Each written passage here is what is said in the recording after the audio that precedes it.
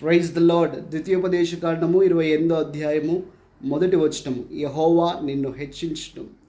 మన దేవుడు ఘనమైనటువంటి వాడు మాత్రమే కాదు, కానీ ఆయన్ని ఆరాధించు వారిని ఘనమైనటువంటి వారిగా చేసేటువంటి దేవుడు. ఆయన ఆరాధించు వారిని ఆయన హెచ్చించే దేవుడు అనేటువంటి విషయాన్ని మర్చిపోరాదు. దావీదు యొక్క ప్రారంభాన్ని మనం బైబిల్లో చూసినట్టయితే, ఇశ్రాయేలు దేశానికి రాజు కాక మునుపు అరణ్యంలో గొర్రెలు కాస్తూ బ్రతుకుతున్నటువంటి జీవితం అతనిది. అలాంటి వాడిని దేవుడు ఒక ఉన్నతమైన సింహాసనం ఇచ్చి సింహాసనం పైన కూర్చోబెట్టాడు. ఇది ఎలా సాధ్యమైంది? ఈ ఘనత, హెచ్చింపు ఎవరి మూలంగా కలిగింది అంటే దేవుని మూలంగానే కలిగింది. అది ఎలా సాధ్యమైందంటే, దావీదు దేవుని హృదయానుసారునిగా మారిపోయాడు.